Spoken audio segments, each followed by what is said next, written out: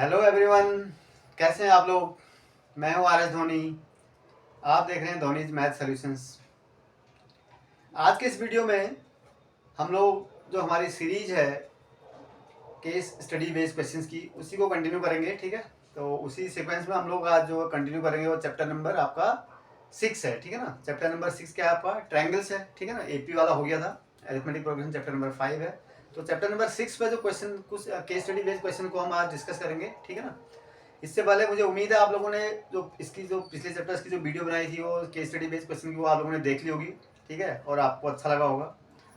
और मैं आपको ये सजेस्ट करूंगा कि आप चैप्टर नंबर 1 की तो ज़रूर देखें। ठीक है ना, क्यों? क्योंकि उसमें हमने केस स्टडी बेस्ड क्वेश्चंस को पूरा बहुत कॉम्प्रिहेंसिवली डिस्क्राइब कराया हुआ है। ठीक है ना, उसमें ये बताया गया है कि कैसे इसको हैंडल करना चाहिए, क्या इसका थीम होता है, कॉन्सेप्ट क्या होता है, किस तरीके से इसको हैंडल करना है। ठीक है ना, शॉर्ट कम से कम टाइम में आप कैसे सॉल्व करेंगे क्वेश्चन को, तो डेट आपका एग्जामिनेशन में क्या हुआ, आपका टाइम बचे। ठीक है ना, बेसिक मोटो वही है। और सारे के सारे क्वेश्चन आपको सॉल्व करने हैं।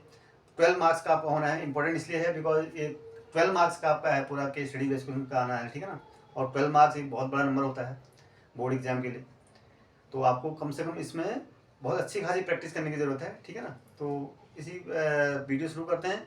और उससे पहले मैं आपको एक रिक्वेस्ट करूंगा कि अगर आप लोग वीडियो देखते हैं और अच्छी लगती है वीडियो, तो आप लाइक करें, शेयर करें। और पहली बार चैनल में आए हैं, ठीक है, तो चैनल को सब्सक्राइब करें। ठीक है ना, और अपने फ्रेंड्स को भी शेयर करें। चलिए वीडियो शुरू करते हैं। तो सबसे पहले बेसिक में थोड़ा सा आपको बता दूं कि जो केस स्टडी बेस्ड क्वेश्चंस क्या होते हैं। ठीक है ना, case study based questions basically क्या है, एक थीम बेस्ड या कॉन्सेप्ट बेस्ड क्वेश्चन होते हैं जिसमें हम मैथमेटिक्स का कॉन्सेप्ट जो हमने पढ़ा है उसको अप्लाई करते हैं। Basically it is the application of mathematical concept. जो आपने कॉन्सेप्ट ट्रायंगल्स वाले चैप्टर में पढ़े होंगे, उन्हीं कॉन्सेप्ट का यहाँ पर कैसे हम डेली लाइफ में उसको यूज करेंगे, ये आपको केस स्टडी बेस्ड क्वेश्चन में पता लगेगा। ठीक है ना, और जैसे आपको इंग्लिश और मैथ्स में जो है, सॉरी हिंदी में जो है, आप देखते थे जो आपको अनसीन पैसेज आता था। एक पैसेज दिया होता था, पैसेज देने के बाद उसमें पैसेज पढ़ने के बाद आप क्या करते थे, उसके बेस्ड क्वेश्चंस को आंसर करते थे। तो वही चीज़ आपको यहाँ भी करनी है। यहाँ पर आपको क्या करना है, एक पैसेज दिया होगा, उसको आपको पढ़ना है। और पढ़ते पढ़ते जब आप पढ़ रहे हो, उसके न्यूमेरिकल फिगर्स जो डेटा होते हैं उसको आप नोट जरूर कर लें। क्यों? क्योंकि आप नहीं तो फिर उसी न्यूमेरिकल बेस्ड जो पर ही आपका जो है क्वेश्चन होंगे, नहीं तो आपको बार बार जो है फिर बार बार वहाँ ऊपर पैसेज में जाना पड़ेगा। ठीक है ना, तो ताकि आपका समय बचे, आप पढ़ते पढ़ते उस डेटा को नोट करते जाएंगे और एक बार कंप्लीटली उस पैसेज को समझ लेंगे। फिर उसके बाद फिर आंसर में जंप करेंगे और आंसर करने की क्वेश्चन में जंप करेंगे और आंसर करने की कोशिश करेंगे। ये नहीं कि सीधे आप क्वेश्चन में चले गए तो आप फिर पैराग्राफ पढ़ ये उल्टा आप जो प्रोसेस नहीं करेंगे। ठीक है ना, तो शुरू करते हैं। तो सबसे पहले आज क्वेश्चन नंबर 1 देखते हैं। चैप्टर नंबर हमारा जो है, जो ट्रायंगल्स के बेस पर क्वेश्चन नंबर 1 क्या है। ठीक है ना, और कभी कभी मैंने एक चीज़ और बता दूं, ये भी देखा गया है कि अगर आप थीम जैसे पढ़ते हैं, कॉन्सेप्ट पढ़ते हैं, तो कुछ क्वेश्चन एक आध पार्ट ऐसे भी होगा कि उसमें उसका आंसर आप इंडिपेंडेंट भी कर सकते थे, मतलब without that question may not be based upon the given passage. ठीक है ना, उसको पढ़ने की आपको शायद जरूरत ही नहीं पड़ती, लेकिन इसका मतलब ये नहीं है कि आपको पैसेज को स्किप करना है, पढ़ना है ये हो। ठीक है ना, आपको पढ़ना पड़ेगा और बिल्कुल पढ़ना पड़ेगा। ठीक है ना, तो उसको पढ़ना भी चाहिए आपको। और 12 मार्क्स का है, तो इट इज़ वेरी इंपॉर्टेंट। आपका 4 मार्क्स के एक क्वेश्चन है। ठीक है ना, लास्ट के 3 क्वेश्चन जो है आपके यही आने हैं सेक्शन ई के। और एक क्वेश्चन में 3 पार्ट्स है आपके। ठीक है ना, सब पार्ट जो बोलते हैं, एक उसमें ऑप्शन भी होगा आपके पास। ठीक है ना, तो आपने जैसे कि सैंपल क्वेश्चन पेपर में देख लिया होगा। तो शुरू करते हैं। देखो ये क्या है, Vijay is trying to find the average height of a tower near his house. ठीक है ना, he is using the properties of similar triangles. ये आपका एक क्वेश्चन दिया हुआ है, एक थीम है बेसिकली। ठीक है ना, देखो इसमें क्या है, 2-3 चीज़ें आपको दी हुई है इस क्वेश्चन में। मैं जो क्वेश्चन पढ़ते जाऊंगा और फिगर भी एक आपके साथ साथ ड्रॉ करते हुए जाऊंगा ऐसे। ठीक है ना, क्या है, विजय का एक विजय है, कोई एक अब एक पर्सन है, he is trying to find the height of a tower near his house. ठीक है, एक उसका हाउस है कोई, ठीक है, एक उसके घर के पास क्या है, एक टावर है। ठीक है, इसकी हाइट वो निकालना चाहता है। ये विजय का house suppose it is your V है, ये टावर सपोज टी है, राइट। ठीक है, the height of Vijay house is 20 meter. इसकी हाइट कितनी है, सपोज ये विजय का हाउस जो है कितना है, वी ए। ठीक है, इसकी हाइट है 20 मीटर, राइट, दी हुई है आपको is 20 meter. When Vijay house cast shadow 10 meter long on the ground. ठीक है, जो शैडो होती है उसकी लेंथ क्या करती है, वेरी करती रहती है। कैसे, वो कैसे वेरी करती है, किस पर डिपेंड करती है? शैडो फिक्स नहीं होती है, आपको पता है ना, आप डेली ऑब्जर्व भी करते होंगे। वो डिपेंड करती है angle of elevation of the sun. Sun की रेज किस एंगल पर आ रही है, कितने समय पर कितने एंगल पर आपकी रेज टकरा रही है आपसे, उस पर डिपेंड करती है उसकी लेंथ, ठीक है ना, शैडो की लेंथ। शैडो, ठीक है ना, शैडो की लेंथ कम या ज़्यादा होती है। आप देखेंगे 12 o'clock पर आपकी मिनिमम लेंथ होती है, और आगे टाइम बढ़ते जाते तो लेंथ आपकी शैडो की बढ़ती जाती है, ठीक है, ऐसी घटती जाती है। तो कहने का मतलब यह है कि the length of the shadow depends upon the angle of elevation of the sun. Sun rays की जो एंगल रहता है उस पर डिपेंड करती है, ठीक है ना, फिक्स नहीं होती है। टावर की लेंथ और किसी भी ऑब्जेक्ट की लेंथ तो सेम रहेगी। भाई जो विजय का हाउस है उसकी हाइट क्या होगी, सेम होगी। टावर है उसकी हाइट भी सेम होगी। बस जो वेरी करेगा, क्या करेगा, वो लेंथ ऑफ द शैडो, ठीक है ना। तो ये यहाँ पर आपने ये, अब इसकी हाइट है, विजय की जो हाउस है उसका हाइट कितनी है, 20 मीटर दिया हुआ है, ठीक है ना, मैंने यहाँ पर नोट कर लिया इसको। When Vijay's house cast a shadow 10 meter long on the ground, ठीक है, इसकी एक शैडो आती है, ये माना ऐसे शैडो बनती है, ये रेज आई, ये कितना है 10 मीटर, सपोज ये पी है सपोज, ठीक है ना, ये वीपी कितना है बेटा 10 मीटर, ये शैडो की लेंथ है, ठीक है। जब इसकी हाइट तो 20 मीटर फिक्स है, इसकी किसी एक इंस्टेंट पे, कभी एक टाइम पे उसकी लेंथ, जो शैडो की लेंथ है वो कितनी थी, 10 मीटर थी। At the same time on the ground, at the same time the tower cast a shadow 50 meter. अब टावर की आपको हाइट नहीं दी हुई है, सपोज ये टावर ए टी बी एक टावर है, ये कितना, एक इसकी भी हाइट कितनी है, सॉरी शैडो इसकी जो है वो कहता है 50 मीटर है, ठीक है ना, ये सपोज क्यू है, ठीक है, राइट, ये कितना है 50 मीटर। यानी इस जब इसकी हाइट 20 मीटर दी हुई है, इसकी शैडो 10 मीटर जब बनती है, उसी टाइम पर इस टावर की जो शैडो है वो 50 मीटर लॉन्ग है, बन रही है। ये आपको गिवन है क्वेश्चन में, ठीक है ना। अब नेक्स्ट पढ़ते हैं, on the ground and house of Ajay cast 20 meter long. एक अजय कोई एक थर्ड पर्सन और है, उसका भी कोई हाउस है, ठीक है ना, ये माना उसके, ये माना, इसको मान लेता हूँ अजय का हाउस को, इसको मैं ऐसा करता हूँ, इसको सी मान लेता हूँ, ठीक है, ये अजय का हाउस ए मान लेता हूँ, this is A for Ajay house, ठीक है ना, कोई फर्क नहीं पड़ता इससे। इसकी भी हाइट आपको नहीं दी हुई है, कहाँ से शैडो 20 मीटर लॉन्ग, उसी टाइम पर इसकी हाइट, इसका जो शैडो की लेंथ है इसकी कितना है 20 मीटर लॉन्ग। सपोज ये आपने क्या लिया, पी क्यू, ये आर है, ये कितना है 20 मीटर, ठीक है ना। क्वेश्चन समझ में आया वाले, पहले तो थीम आपकी समझ में आ गई। एक विजय का हाउस था, ठीक है, विजय हाउस की जो हाइट है दी है 20 मीटर है, इसकी किसी पर्टिकुलर मूवमेंट में इसकी जो शैडो की लेंथ है 10 मीटर थी। उसी टाइम पे इस टावर की शैडो की लेंथ कितनी थी 50 मीटर, और इस जो विजय के हाउस की जो अजय का हाउस है, ये अजय का हाउस है, ठीक है ना, इसको सपोज में ए बी सी डी मान लेता हूँ, इसकी हाइट जो, इसका जो शैडो की लेंथ थी वो 20 मीटर है, ठीक है ना। यहाँ तक आपको समझ में आया, ठीक है। अब now we will come to the question part. क्या है, देखो फर्स्ट पार्ट में क्या है, what is the height of the tower. अब आपको हाइट ऑफ टावर निकालनी है। अभी देखो यहाँ पर क्या है, कभी भी हो, मैंने आपको पहले भी बताया है कि कोई भी चीज़ होती है, जैसे बिल्डिंग होती है और टावर होते हैं, पोल्स होते हैं, ये सब क्या होते हैं, हॉरिजॉन्टल से 90 डिग्री का एंगल बनाते हैं हमेशा। These are at right angle with the ground. हमेशा ये क्या होती है, ये एंगल हमेशा क्या होता है 90 डिग्री होते हैं, और हॉरिजॉन्टल सेम प्लेन पे होता है हमारा, ठीक है ना, ये लाइन स्ट्रेट लाइन है।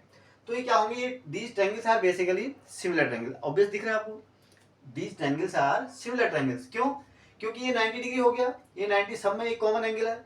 दूसरा, ये जो रेज है, ये रेज क्या है, सारी पैरेलल है, सेम टाइम पर ली है ना, उसी टाइम पर ली है, ये इसी रेज के डायरेक्शन के पर ही डिपेंड करती है शैडो की लेंथ।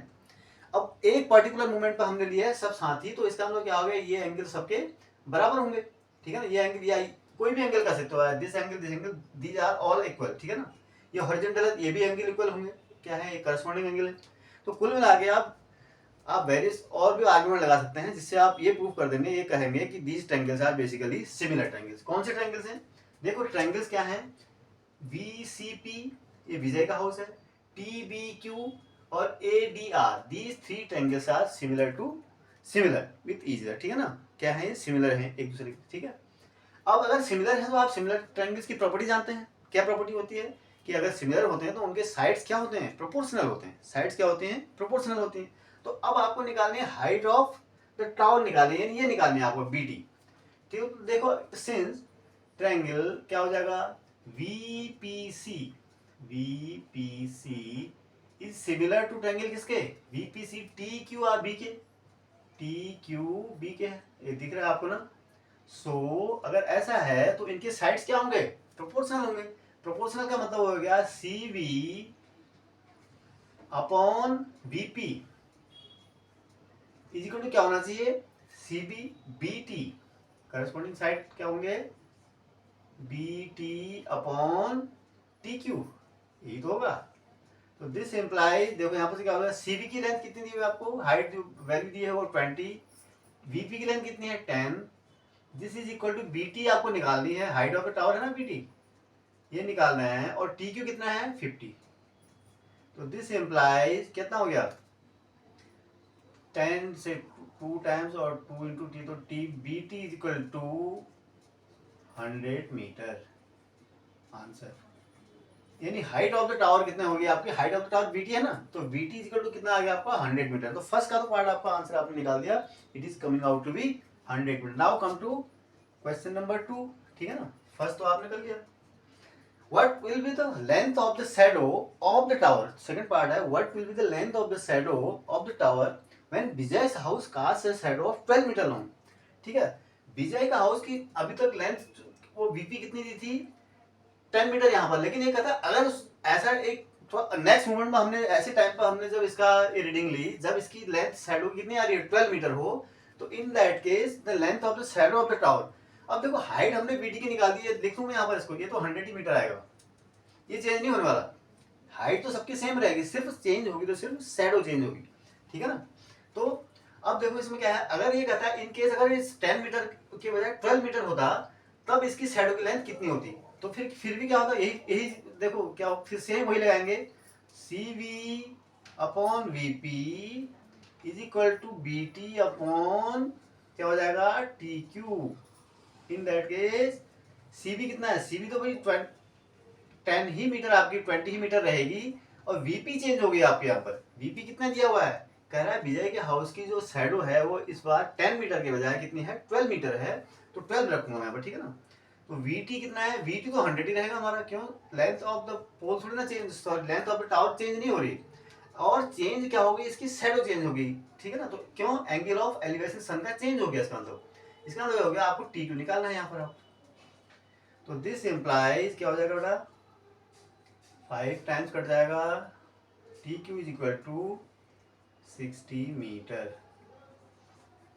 यानी in this case the length of the shadow of this tower will be 60 metre instead of 50 metre. अगर इसकी लेंथ 10 मीटर है तो इसकी लेंथ कितनी है 50 मीटर, अगर इसकी लेंथ 12 मीटर है तो इसकी लेंथ कितनी हो जाएगी 60 मीटर, ठीक है ना। ये हो गया। Now come to third part, second part भी हो गया, थर्ड में आते हैं। थर्ड में क्या है, what is the height of Ajay house, Ajay के हाउस की हाइट निकालनी है, ये तो बहुत आसान है। तो अजय के हाउस देखो क्या हुआ, ट्रायंगल CBP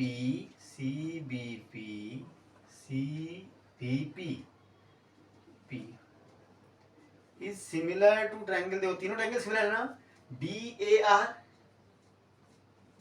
ठीक है ना। तो दिस इंप्लाइज अगर ये सिमिलर है तो क्या हो जाएगा, इसका मतलब साइड्स क्या होंगी, इसकी भी प्रोपोर्शनल होंगी, तो क्या हो जाएगा CV अपॉन VP, ठीक है ना, is equal to DA upon AR, ठीक है ना।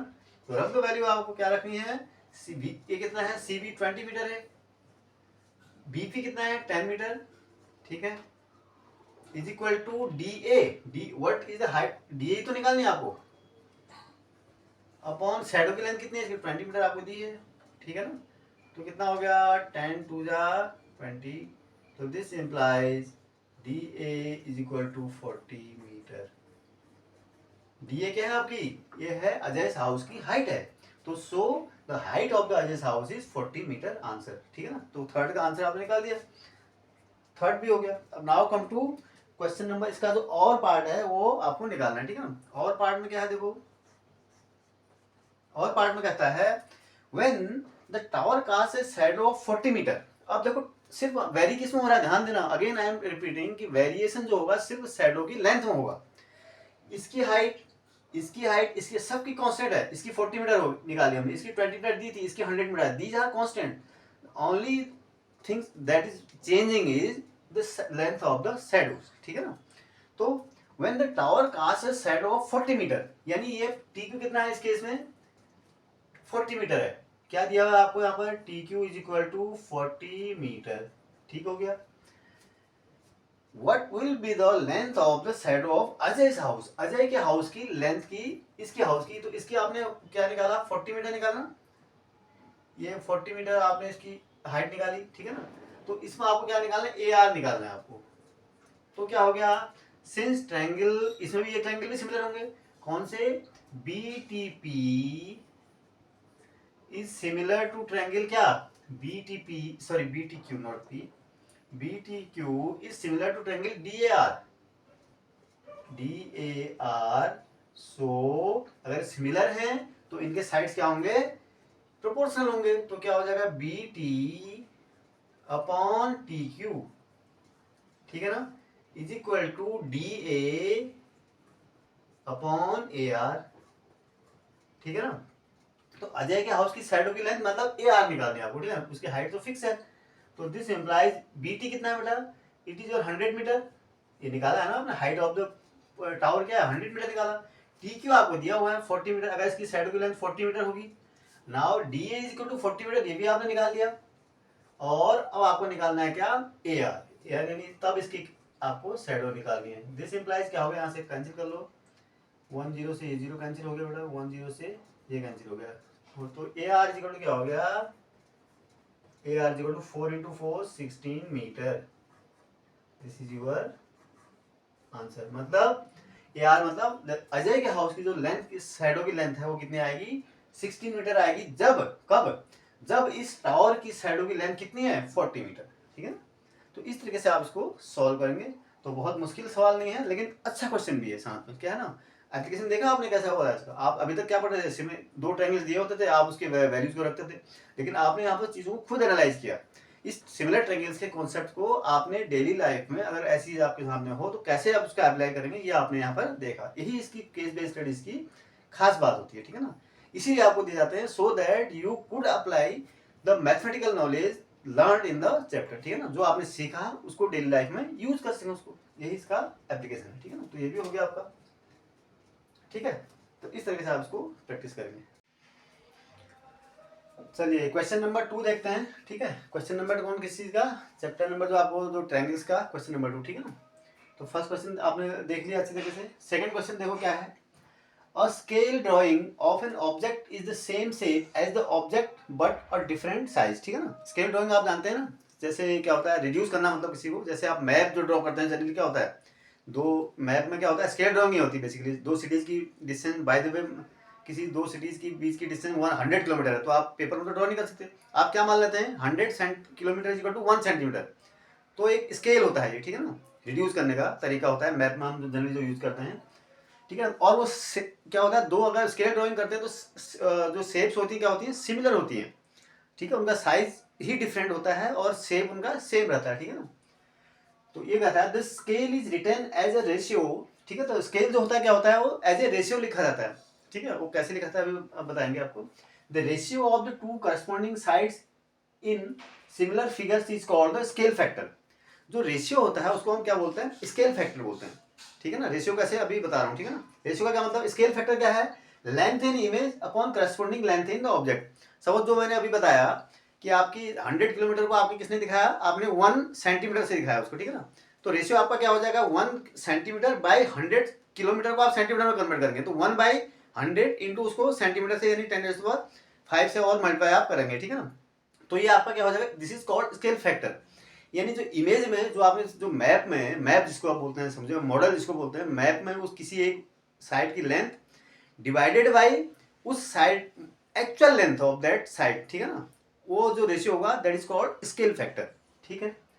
If one shape can become another using resizing, resizing इसको बोलते हैं, ठीक है ना। रिसाइज या इनलार्ज करो या रिड्यूस करो, दिस इज कॉल्ड रीसाइजिंग और द टू शेप्स आर, कौन से shape, the image and the original figure, they are always similar, ठीक है ना, resizing then the shapes are similar, ठीक है ना, सिमिलर होता है हमेशा। In a photograph showing the side view of a train engine, कोई एक ट्रेन है, ट्रेन का इंजन का, ट्रेन के कोई कंपार्टमेंट दिया हुआ कहता है, ठीक है ना, वो फिगर यहाँ पर मैंने नहीं ड्रॉ की है क्योंकि फिगर व्हाइट बोर्ड में, तो आप मान के चलो कोई एक ट्रेन का कंपार्टमेंट की आपको एक शेप दी है, ठीक है ना, side view of the train engine, the scale factor is 1:200, मतलब अब देखो इसके पे आपको फोकस करना है, सारी कहानी तो पढ़ ली आपने, basically you have to focus over this factor 1:200। इसका क्या मतलब हुआ, इसका ये मतलब हुआ कि जो हमने जो मैप में जो इंजन का हमने जो मैप ड्राइंग किया पेपर में, उसको 1 सेंटीमीटर अगर हमने लेंथ है तो एक्चुअल में उसकी लेंथ कितनी है 200 सेंटीमीटर, यानी 2 मीटर। कहने का मतलब हो गया 2 मीटर को हमने अपने पेपर में 1 सेंटीमीटर से रिप्रेजेंट किया, ठीक है ना। तो ये है, this means that the length of 1 centimeter on the photograph corresponds to a length of 200 centimeter or 2 meter of the actual engine। समझ में आ गया, ये मैंने पहले बता दिया आपको। अब ये आपने पूरा पढ़ लिया है, कोई सिमिलरिटी के जो आपको स्केल फैक्टर के बारे में बता दिया, टू फिगर्स आर सिमिलर ये बता दिया, ओके, अगर रिसाइजिंग करेंगे तो ठीक है ना। और स्केल फैक्टर क्या होता है, length of the object in image upon length of original object, ठीक है ना, वो आपका स्केल फैक्टर होता है, रेशियो या फ्रैक्शन के फॉर्म में लिखते हैं इसको, ठीक है, तो रेशियो होता है। और सबसे बात इंपॉर्टेंट चीज है कि दोनों की यूनिट सेम होनी चाहिए, ध्यान देना। 1:100 या 1:200 का मतलब है कि 1 centimetre is represented, 200 centimetre is represented by 1 centimetre, ठीक है ना। अगर 200 किलोमीटर है तो उसको आप सेंटीमीटर में रिप्रेजेंट करेंगे, समझ रहे हो ना। तो यूनिट्स हमेशा सेम रखना। 1:200 का मतलब है कि 1 सेंटीमीटर अगर हमने एक्चुअल मॉडल में अगर हमने लेंथ है तो उसकी लेंथ एक्चुअल में 200 सेंटीमीटर ही है, नहीं कि मीटर या फिर किलोमीटर नहीं। अगर यहां पर किलोमीटर लेंगे तो ये भी 1 किलोमीटर हो जाएगा फिर, ठीक है ना। अब इसके बेस क्वेश्चन को देखते हैं। क्वेश्चन क्या होगा, देखो, टू कॉन्ग्रेंट, अब फर्स्ट क्वेश्चन है, two congruent triangles are always similar and two similar triangles are always congruent, is it true. तो ये क्वेश्चन कैसा है, एक जनरल क्वेश्चन है। मैंने पहले भी आपको बताया कि बहुत सारे ऐसे क्वेश्चन होते हैं जो आपको जनरली विदाउट रीडिंग या without going into this passage भी आप आंसर कर सकते हैं। ये क्वेश्चन उसी टाइप का, ये पूछता है अगर दो कॉन्ग्रेंट ट्रायंगल्स हैं वो हमेशा सिमिलर होते हैं, और दो सिमिलर ट्रायंगल्स हैं वो हमेशा क्या होते हैं, कॉन्ग्रेंट होंगे, क्या ये सही है, ठीक है, you have to check it. तो फर्स्ट का आंसर करेंगे, ठीक है, यहां से मैं आंसर लिख देता हूं, ठीक है। फर्स्ट का आंसर क्या लिखेंगे, देखो इसमें फर्स्ट पार्ट तो ठीक है, कॉन्ग्रेंसी आप जानते हैं, कॉन्ग्रेंसी का मतलब एग्जैक्टली सेम शेप, कोई चेंज नहीं है, खाली बस ओरिएंटेशन का चेंज होता है और कोई कुछ भी फर्क दो शेप्स में। If two shapes are congruent it mean they are same in every respect, either in size और इन शेप, कोई फर्क नहीं होता उसमें। सिर्फ हमने क्या करता है, कोई चीज अगर ये है तो हमने उसका रोटेट करके ऐसे रखी हो, मगर if you put one figure over the other they will overlap, ठीक है ना, वो एक दूसरे को ढक देंगे, पूरा पुनः स्पेस आउट ज्यादा बचेगा और नहीं वो कुछ कम रहेगा, एग्जैक्टली कवर करेंगी।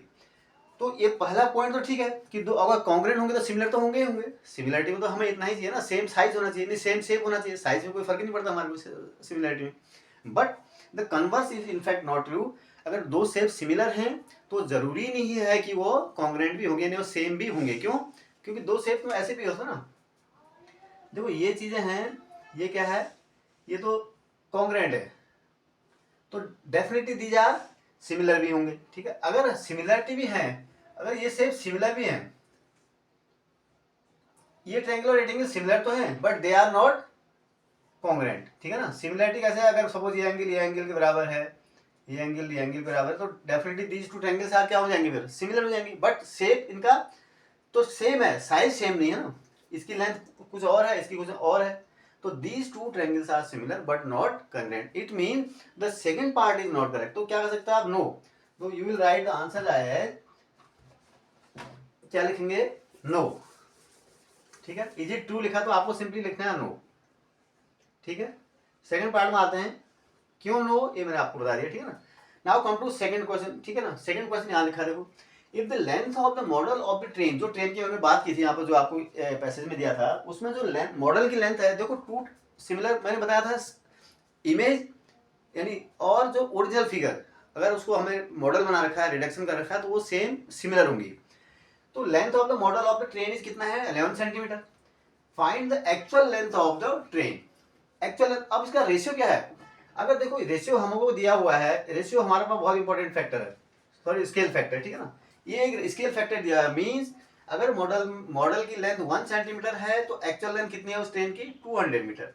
अब यहाँ पर इसका मतलब क्या हो गया, 1/200 अगर मैं लिखूं इज इक्वल टू क्या हो गया, the length of the model of the train कितनी है 11 सेंटीमीटर। क्यों 11 बाई, अब आपको find the actual length, suppose वो x है, ठीक है, तो यहाँ से एक्चुअल लेंथ निकल आएगी अभी। तो दिस इंप्लाइज क्या हो जाएगा बेटा, x is equal to 2200 is equal to, ये सेंटीमीटर लेंथ है तो इसको अगर सेंटीमीटर में करोगे तो 22 मीटर। इसका मतलब क्या हो गया, the actual length of the train is how much, it is 22 meter, right. समझ में आ गया पहला, कोई दिक्कत। चलिए थर्ड में चलते, सॉरी सेकंड पार्ट हो गया, ठीक है, ये आपका done and this is also done.